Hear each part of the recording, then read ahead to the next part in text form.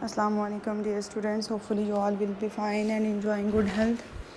Next we are going to discuss our topic that is about series Proterostomia and Deuterostomia.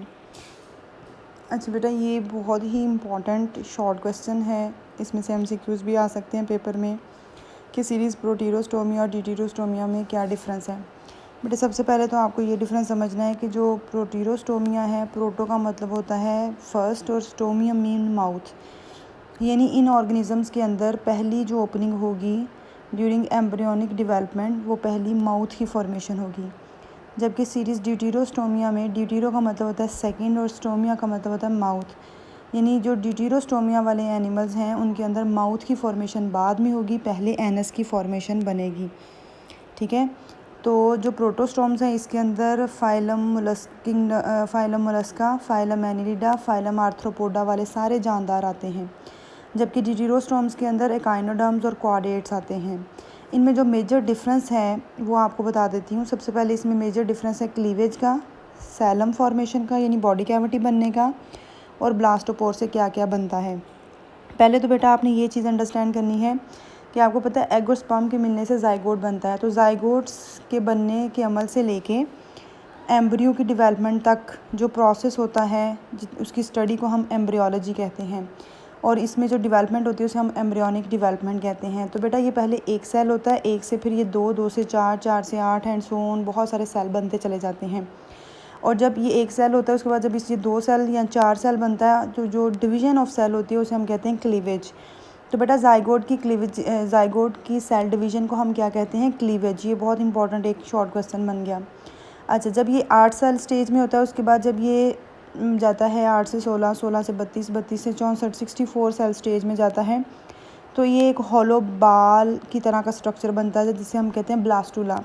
ये ball कैसी होती है? जैसे आपने देखा फुटबॉल या बॉल दरमियान से खाली होती है और उसके किनारों यानी बाहर की तरफ पेरिफेरल रीजन की तरफ क्या होती है?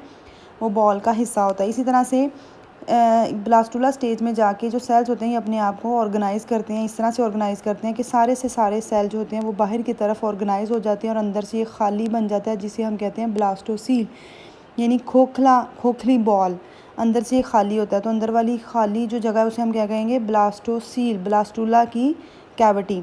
और इर्द गिर्द जो सेल्स हैं ये वाले उसे हम क्या कह रहे हैं? वो कौन सी स्टेज है? ब्लास्टुला स्टेज है।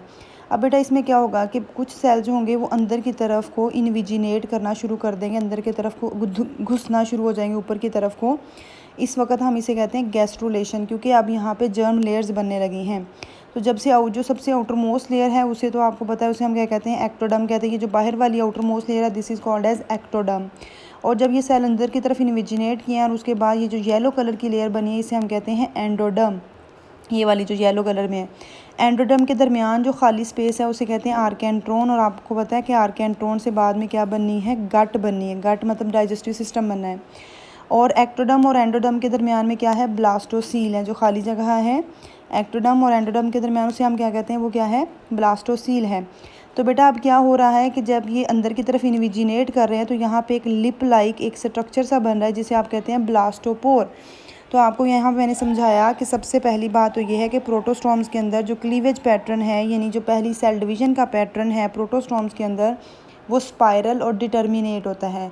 स्पाइरल्स ये होता है कि इसमें जो सेल्स होते हैं ये डायगोनल बनते हैं। ये स्पाइरल क्लीवेज है। ये पहले 4 सेल हैं, 4 से 8 बन रहे हैं। तो इसमें जो नीचे वाली लेयर है सेल की और ऊपर वाला जो लेयर सेल है वो एक दूसरे के क्या है? डायगोनल है। ये इनका पोलर एक्सिस है। पोलर एक्सिस के एग्जैक्ट नहीं है बल्कि क्या है?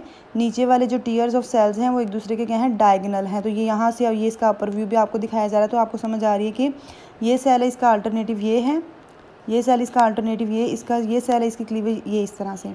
जबकि बेटा जो सीरीज़ ड्यूटेरोस्टोमिया होती है इसमें जो क्लीवेज पैटर्न होता है यानी जो डिवीज़न ऑफ सेल होती है जाइगोट की वो रेडियल होती है और इनडिटर्मिनेट होती है।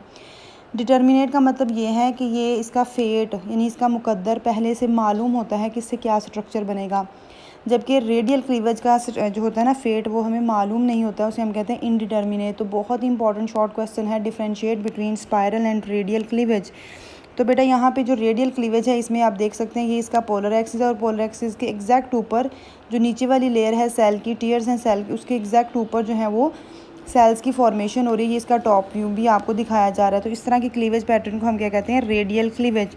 तो पहला डिफरेंस हमने देखा, प्रोटोस्टोम्स के अंदर जो जाइगोट की डिवीज़न है वो स्पायरल और डिटर्मिनेट है, जबकि डिटेरोस्टोम्स के अंदर वो रेडियल और इंडिटर्मिनेट है। इसके बाद मैंने आपको बताया सेकंड डिफरेंस ये है, सैलम फॉर्मेशन कैसी होती है। तो बेटा जो डिटेरोस्टोम्स होते हैं इनके अंदर जो सैलम फॉर्मेशन होती है वो शाइजोसिलस सैलम फॉर्मेशन होती है, यानी वो मेसोडर्म की स्प्लिटिंग से होती है। इसको इस डायग्राम में मैं आपको दिखाती हूँ। ये देखें, ये आपको पता है ये एक्टोडर्म है, ये आपको पता है एंडोडर्म है, ये आपको पता है इसकी गट है जिसे हम आर्केंट्रोन कहते हैं, और ये ब्लास्टोसील है। अब ये जो रेड कलर में यहाँ पे शो किए जा रहे हैं ये मेसोडर्म के कुछ सेल्स हैं। अब ये मेसोडर्म के सेल्स आहिस्ता आहिस्ता डिवाइड होकर ऊपर की तरफ को जा रहे हैं। ये इस तरह से करके ये क्या हो गया, एक लेयर सेल की इसकी एक्टोडर्म के साथ जुड़ी हुई है और एक लेयर इसकी एंडोडर्म के साथ जुड़ी हुई है। हमने यही डेफिनेशन पढ़ी थी सैलम फॉर्मेशन की, कि जिसमें जो बनती है बाय स्प्लिटिंग ऑफ मेसोडर्म, और ये वाली लेयर हमने कहा था पेराइटल लेयर होती है, ये लेयर हमने कहा था विजरल लेयर होती है, और इसके दरमियान में जो सैलम बनती है उसे हम क्या कहते हैं, बॉडी कैविटी, और ये इसकी गट है, इसका आर्केंट्रोन है। सही है। इसके बाद इसका मतलब हुआ कि जो प्रोटोस्टोम्स हैं उसके अंदर जो सैलम की फॉर्मेशन होती है उसे हम कहते हैं शाइजोसिलस सैलम फॉर्मेशन, क्योंकि वो कैसे बनी है, by splitting of mesoderm, mesoderm की स्प्लिटिंग से बनी है। इस वजह से हम उसे क्या कह रहे हैं, शाइजोसिलस सैलम फॉर्मेशन। जबकि बेटा ये जो होता है दूसरा डिटेरोस्टोम्स, इसमें देखिए थोड़ा सा डिफरेंस है। ये इसकी एक्टोडर्म है और ये वाली एंडोडर्म है, इसके दरमियान ये आर्केंट्रोन है, गट बन रही है, ठीक है, और ये ब्लास्टोसील है। अब इसमें क्या हो रहा है कि जो ये एंडोडर्म है इसमें से ही कुछ सेल्स बाहर की तरफ को आउट पॉकेट्स ही बनाते हैं, पाउच सा स्ट्रक्चर बनाते हैं, ये बाहर की तरफ को बढ़ना शुरू कर देती है, ग्रो करना शुरू कर देती है आहिस्ता आहिस्ता, फिर इससे क्या हो गई, सेपरेट हो गई है। तो इसकी वजह से जो सैलम बनी है उसे हम क्या कहेंगे, वो कैसे बनी है, बाय आउट पॉकेटिंग ऑफ आर्केंट्रोन, और इस आर्केंट्रोन को हम एंट्रॉन भी कहते हैं। एंट्रॉन का मतलब है इंटरनल गट। तो चूँकि ये कैसे बनी है, bye out pocketing of enteron, so that's why इसे हम क्या कहते हैं, एंटीरोसिलस सैलम फॉर्मेशन। तो ये बहुत इंपॉर्टेंट यहाँ पर डिफरेंस है। इसके बाद हमारे पास आता है फेट ऑफ ब्लास्टोपोर। ब्लास्टोपोर यानी ब्लास्टोपोर मैंने आपको यहाँ पे बताया था कि लिप लाइक स्ट्रक्चर है जो कि गैस्ट्रुलेशन स्टेज के दौरान बन रहा है, जब सेल अंदर की तरफ इन्विजिनेट कर रहे हैं, जब एक्टोडर्म एंडोडर्म बन रही है तो उसमें जो लिप लाइक स्ट्रक्चर है उसे हम क्या कहा था, ब्लास्टोपोर। तो बेटा यहाँ पे जो प्रोटोस्टोम्स होते हैं इनमें सबसे पहला जो सुराख बनता है उससे माउथ की फॉर्मेशन होती है।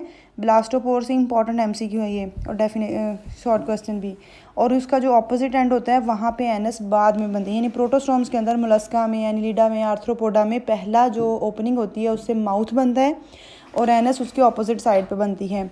जबकि डिटेरोस्टोम्स के अंदर जो पहली ओपनिंग होती है उससे एनस बनती है, यानी anus develop from the blastopore, और उसके ऑपोजिट साइड पे क्या बनता है, माउथ बनता है। ये डिटेरोस्टोम्स के अंदर है, इसमें एकाइनोडर्म्स आते हैं यानी स्टारफिश लाइक ऑर्गेनिजम्स, और इसके अंदर क्वाडेट्स, इसमें हम भी शामिल हैं, इसी में आते हैं। तो हमारे अंदर यहाँ क्वाडेट्स में या एकाइनोडर्म्स में पहला ब्लास्टोपोर से एनस बनता है और फिर उससे माउथ की फॉर्मेशन होती है। So that was all about today's lecture. For next lecture, stay tuned with me. Thank you so much.